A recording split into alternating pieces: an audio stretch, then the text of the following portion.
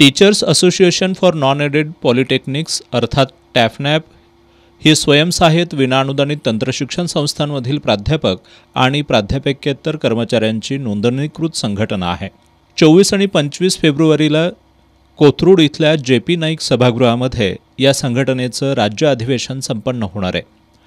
मुंबई उच्च न्यायालयाचे ज्येष्ठ विधिज्ञ ॲडव्होकेट सुरेश पाकळे, माहिती अधिकार कार्यकर्ते विवेक वेलणकर, जितेंद्र भावे, प्राध्यापक सुभाष आठवले, योगेश देशपांडे, वादळवाटा आत्मचरित्राचे लेखक प्राध्यापक विलास पाटील आणि सामाजिक कार्यकर्त्या अपर्णताई खाडे यांचं या अधिवेशनाला मार्गदर्शन लाभणार आहे.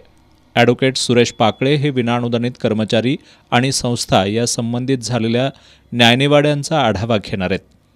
अन्याय आणि भ्रष्टाचाराविरोधात लढताना या विषयावर जितेंद्र भावे आणि माहिती अधिकार, सामान्य नागरिकांचा अधिकार, माहिती अधिकाराचा प्रभावी वापर कसा करावा या विषयावर विवेक वेलणकर हे मार्गदर्शन करणार आहेत.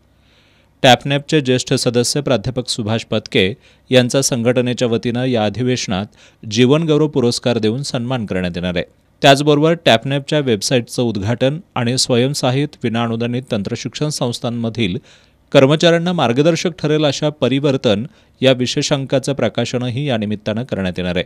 टॅफनॅपच्या या 2 दिवसीय अधिवेशनामध्ये स्वयंसहाय्यित विनाअनुदानित तंत्रशिक्षण संस्थांमधील प्राध्यापक आणि प्राध्यापकेतर कर्मचाऱ्यांनी मोठ्या संख्येनं सहभागी व्हावं असं आवाहन टॅफनॅपचे सचिव प्राध्यापक श्रीधर वैद्य यांनी केलं आहे. पत्रकार बैठकीला टॅफनॅपचे अध्यक्ष प्राध्यापक राजेंद्र ढवळे, प्राध्यापक सुरेंद्र शिरोळ, प्राध्यापक विनायक दिवाण हे उपस्थित होते.